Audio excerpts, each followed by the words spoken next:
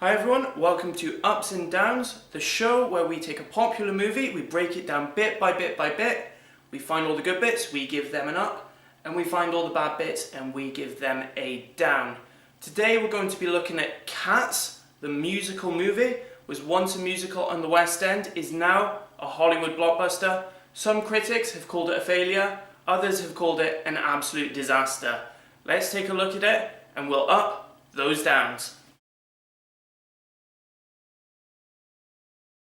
Now, a lot of people have criticised this movie for its lack of plot and direction. They've said that it doesn't really make much sense. But the musical that it's based on makes no sense at all. So the beginning of this movie actually manages to form some form of plot out of a musical that makes no sense. It starts off with our lead character, Victoria, being dropped off in an alleyway by an owner who no longer wants her. It provides the audience with a bit of perspective. It's someone that they can see the world of the cats through their eyes, and it actually gives it some drive and focus. So the scene setting and providing this cat here that the audience can experience this whole movie through is actually a form of plot. So we're going to give that bit an up. And let's face it, I've got to put some ups in here, it can't all be downs. What then happens is the cats all begin to introduce their group. Now they call themselves Jellicle Cats. Now I've seen the stage show, I've seen the movie, seen both of them the whole way through. I don't know what a Jellicle Cat is. I don't think anyone knows what a Jellicle Cat is. But these cats dance around, sing a song about being Jellicle Cats, and they seem to get it, so we'll just let them do that. This is our first glimpse at the monstrous CGI cat-human hybrid, and it just looks weird. They should have either gone full cat or full human in cat costumes. What they've done is they've mashed them together, and it is pure nightmare fuel. The design of the cats gets a down. We're then introduced to Macavity the mystery cat. Now, this is played by Idris Elba, who does about as well as he can with the material he's been given. But Macavity was just a tiny little character in the musical. He shows up just to see old Deuteronomy and then he runs away and you never see him again. In the movie, he is what they use as a device to give it some form of actual plot going throughout. Now, Macavity is, quite frankly, in this first encounter with Victoria, creepy. All the other cats who've been singing and dancing around her suddenly vanish. They're nowhere to be seen, and she's left with the cat, which everyone fears and is clearly evil, who then proceeds to be slightly creepy, but ultimately do nothing. And the only reason he does nothing here is because it's too early in the movie for him to be a proper threat to her. So, all it is filler and a slight introduction. It's a waste of all our time, but that is 60% of the movie. We then get introduced to the Jellicle Ball. Now, the Jellicle Ball is the ceremony that these Jellicle cats are having, where it's like Logan's Run, where they're just going to pick a cat and they're going to reincarnate it. We don't know if that actually happens. Maybe the cat just dies. But we're being told that it's a chance to get another life, and all the cats get very pompous, very pious over it. They talk down to our new character, Victoria, quite a bit. Makes the majority of the characters in this movie instantly unlikable, and it just doesn't really make much sense. It gets a down. The first cat who we're introduced to that's competing for this reincarnation, for this another life, is Jenny Anydots, played by Rebel Wilson. Now this cat is clearly here to be the comic relief character, and she wasn't very comic, and I didn't get much relief from it, because she spends the entirety of her song falling over, hitting herself in the head, and putting her hands into mousetraps. Things that haven't been funny to anyone since they were 3 or 4 years old. It's also a completely disturbing section of the film, because we get these CGI mice which have like children's human faces, CGI morphed onto their body, and then you've got these marching and dancing cockroaches, which are far weirder to look at than anything else in this movie. It is the stuff of nightmares. And you've then got Rebel Wilson, who can unzip her fur, take it off, and she's got this tutu and ballerina outfit on underneath. And in what reality is this movie set?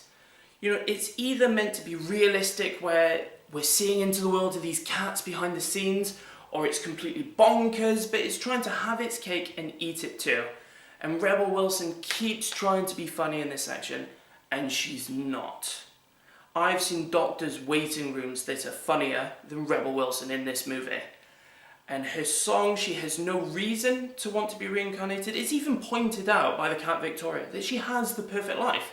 She sits around at home, she gets all the food she wants, she has all the comforts, and the reason she gives is, I don't want to be in this kitchen anymore.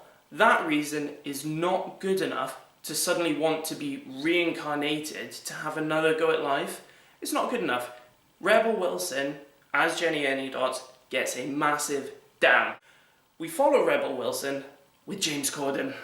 James Corden playing a fat cat called Bustopher Jones, whose main character personality is that he is fat.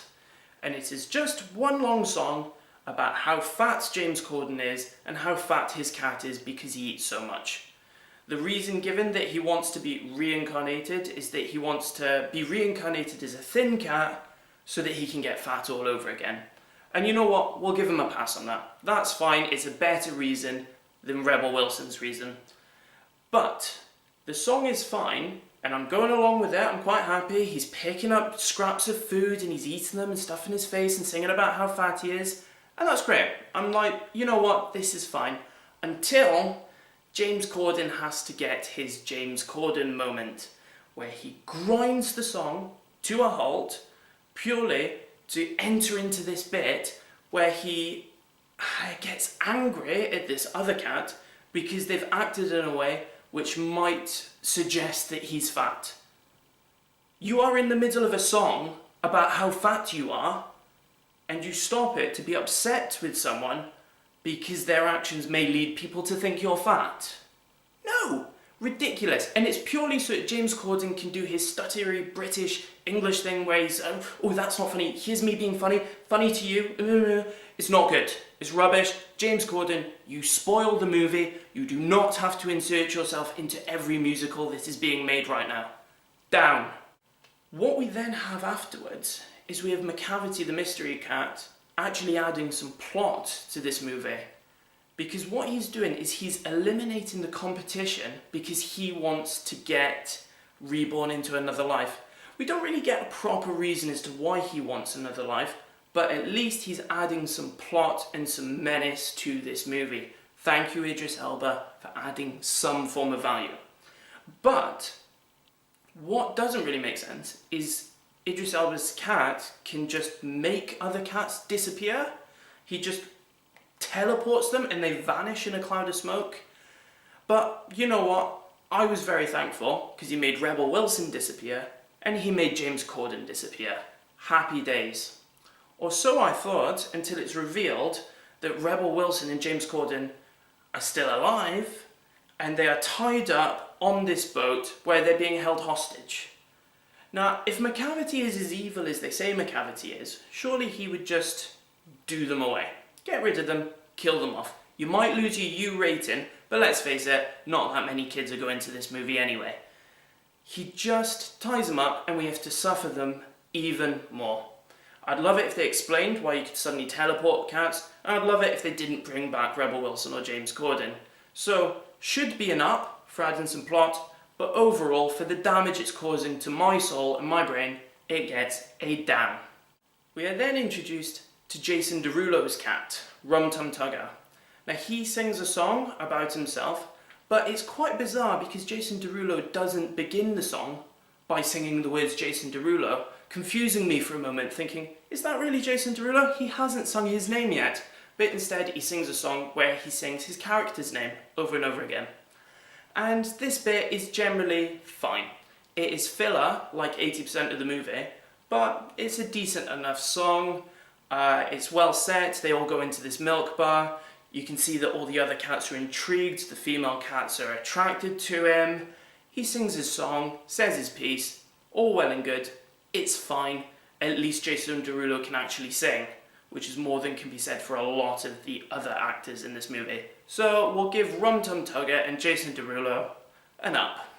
But we move on from that filler to even more filler, and this is about as filler gets, because Victoria suddenly leaves all the other cats and decides to do a break and entry into some random house so she can dance around in pills with these two cats who clearly can't be trusted, called Mungo Jerry and Rumpelteazer. They sing a song, ironically called Mungo Jerry and Rumpelteazer. They sing about how bad they are, how naughty they are, how mischievous they are, and then we're meant to be surprised when they decide to leave Victoria behind when she's stuck and can't get out. What a surprise, what a waste of time. Damn. We then see Victoria is saved like that by Mr. Mistoffelees, the magical cat, who seems to be weirdly attracted to her, considering he's known her about 5 minutes, but he saves her, gets her out of there, just so they can move on to the next scene, which is Judi Dench, with her glittering career, lowering herself to this movie. Judi Dench appears. She is old Deuteronomy, the wise old cat who's been alive since Queen Victoria's days, apparently. She's lived out more than 9 of her cat lives, but she's around. She's going to make the choice as to which cat gets reincarnated. And the cats are all over her. They love her. She's special. She's wonderful. Brilliant. Wise old cat. Let's move on with the movie. So they all go inside and they break into this weird dance routine that, again, is filler. So much of this movie is filler. And it's a chance for these weird cat-human hybrids to show just how creepy their design is by engaging in a bizarre dance/ballet routine. Victoria dances along with them. You think she's a part of them, but it's later clarified that she still isn't quite a part of their group. They dance around a bit. I get bored. It wastes everyone's time. It gets her down. We are then introduced to Jennifer Hudson's character, Grizabella. Now this is a cat that ran off with Macavity a number of years ago. They don't really say how long ago. She used to be the most glamorous cat there was. Everyone loved her and adored her. But she made the mistake of running off with Macavity, and now she is shunned by everyone. She is this wretched, scruffy looking cat. The other cats are horrible to her. They kick her out. They hiss at her.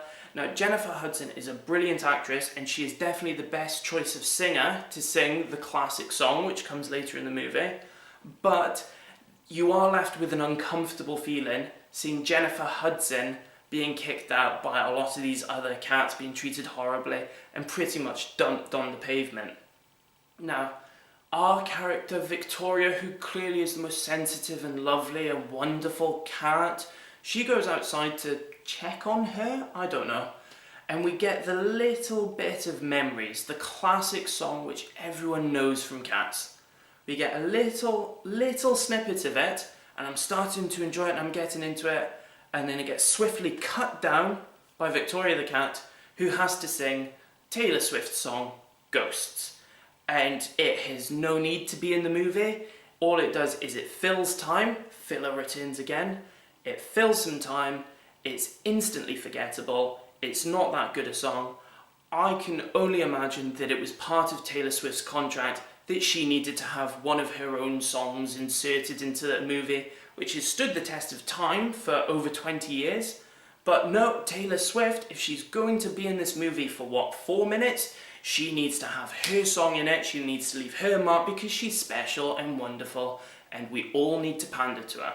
So we've got Taylor Swift's song being sung by someone who isn't Taylor Swift for no reason other than to fill a bit of time. It gets one big, fat, massive down. Stop it. We do not need your influence, Taylor Swift. We're then introduced to Ian McKellen's character, Gus the theatre cat. Now, Ian McKellen is a proper classic actor who really gets involved with the role, and he seems to be the only one who realises that they're meant to be pretending to be cats, and he's gone full cat. He will become the cat, and he's licking his paws, and he's grooming himself, and he's getting ready, and you get a real sense that he has lived a long life as this theatre cat. He actually does his role some justice. When he performs his song to the other cats about his glory days back in the past, you believe him, you feel for him, and you feel his empathy. He is one shining light in a very, very dark movie. So Ian McKellen for attempting to actually be a cat and attempting to rescue this car crash, you get an up. Ian McKellen, for being far too good for this movie, is instantly whisked away by Macavity. Again, teleported, this time into a book. And it seems to be suggested that if Ian McKellen didn't go over to him and look into the book, he wouldn't disappear. Although it's also been shown that Macavity can just make people disappear. Doesn't really make sense. And I don't get why Macavity has to keep saying ineffable. Why? What is the purpose of that word? I don't think anyone's actually looked up a dictionary working on this movie and seen what the word ineffable actually means. Ineffable does not mean I'm randomly teleporting people as well as myself. It is pointless, but it's an element of plot, but ultimately, for making no sense, like the majority of this movie, it is getting a down. Although, this is now followed by the best part of this movie. The best part of this movie is Skimbleshanks the Railway Cat. This little 4-minute section encapsulates what the whole movie should have been. This is the best part, and it's the part that actually makes me happy, the part I really enjoy, although it's so frustrating because this is what the whole movie should have been. Because Skimbleshanks is a cat who lives on a railway train, he lives on the railway lines. He thinks that he is the saviour of the railway lines and the train doesn't work without him and he always has to be present. But in reality, we know that the train's just working no matter what, and you're suddenly transported onto, I think it's London Bridge, and he's dancing on the train tracks, he's doing his tap routine, and then he's inside the train carriage, and it works. It's brilliant, it's a great song, a very catchy song. The visuals in it are fantastic, the dance routine is great, the song is a good song. This is what the movie should have been. Skimbleshanks the Railway Cat, you get an up. And much like Ian McKellen, for being far too good for this movie, Skimbleshanks at the end of his song, the very end of his song, is instantly vaporised and teleported by Macavity. Now all these cats are being piled up on this one ship in the Thames, and they're being kept guard by Ray Winstone dressed as a cat.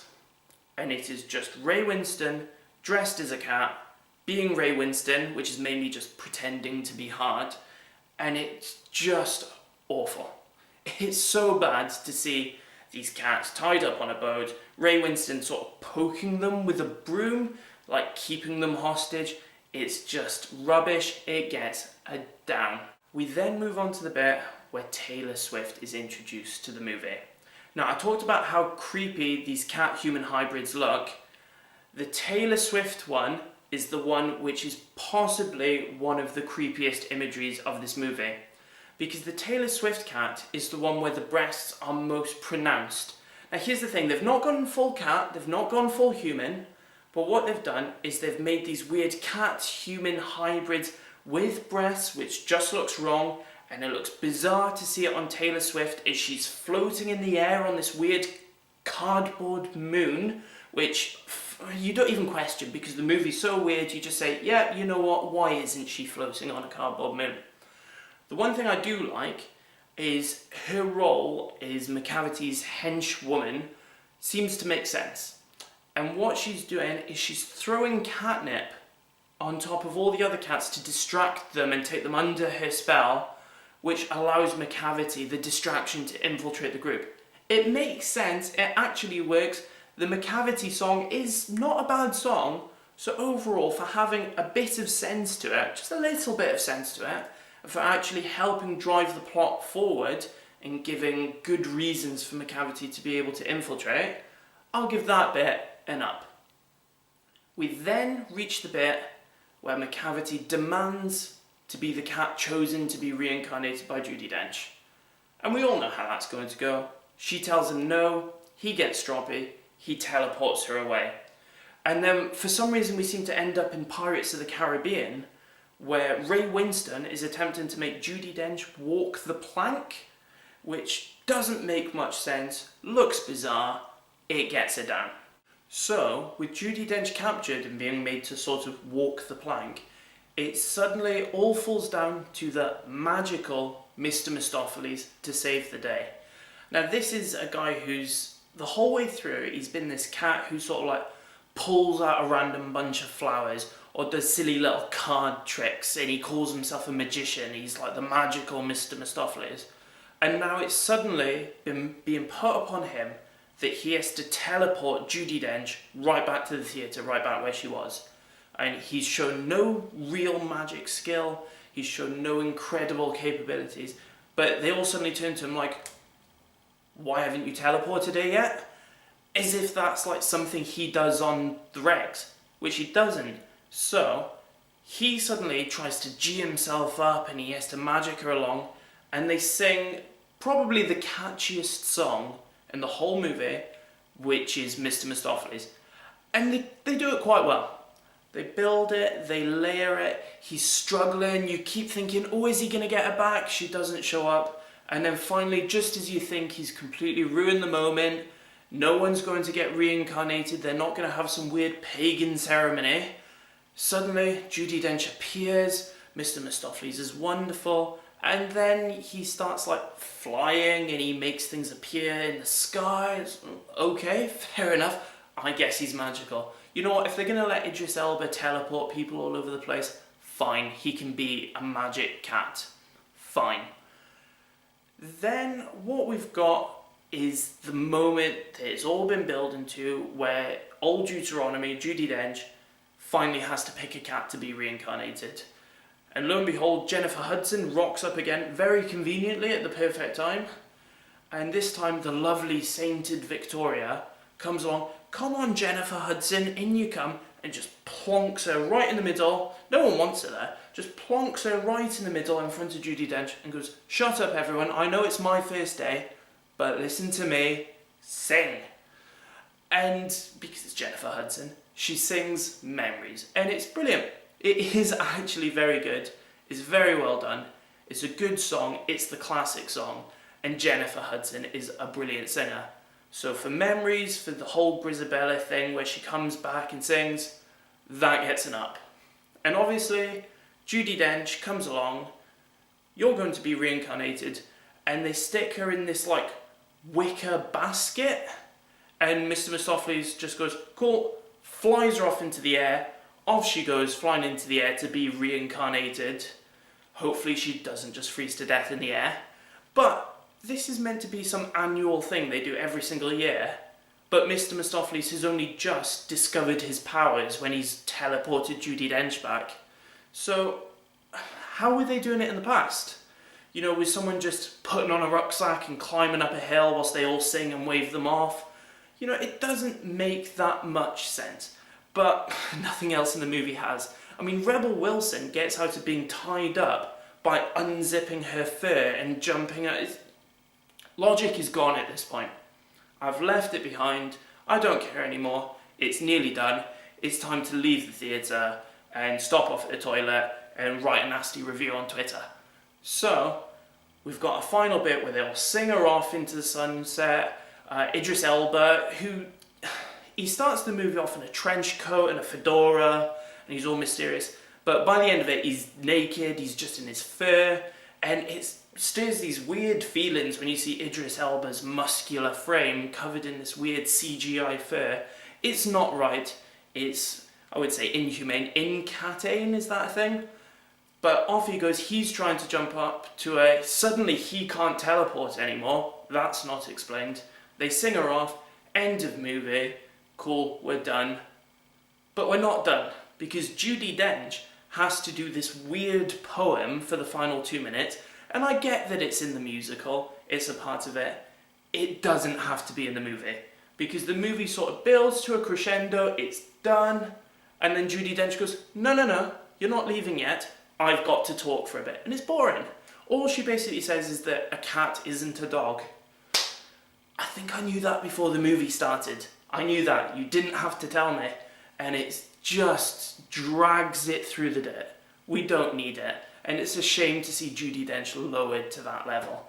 It should have just been cut, fat should have been trimmed, her weird, I think they call it the addressing of the cat, it gets a down, it's pointless. But that's it, movie over, Mr. Mistopheles is suddenly dating Victoria, that randomly happens at the end. Fair enough, if that's what they want to do. That is Cats, the movie. Now what we've got here is we've gone through the whole thing and we've got to give it either an overall up or an overall down. I think on balance of all the points we've made, I'd say Cats overall gets a down. But I would say it's not as bad as the critics made you believe. Yes, the plot is thin, it doesn't make much sense. Rebel Wilson and James Corden are so annoying in it, like the opposite of funny. They're a nightmare.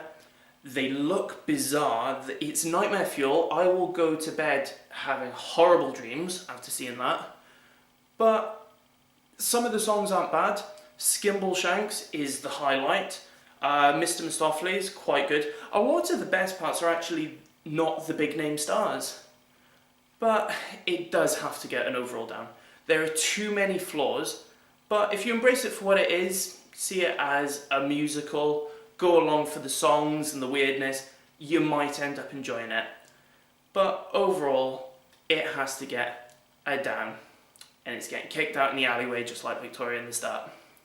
Okay, join us again next time for some more ups and downs. Feel free to, in the comments, leave a suggestion for what you'd like me to do an ups and downs for in the future. Hopefully we'll be back with some more movie commentaries in the future. And please don't forget to like and subscribe. See ya.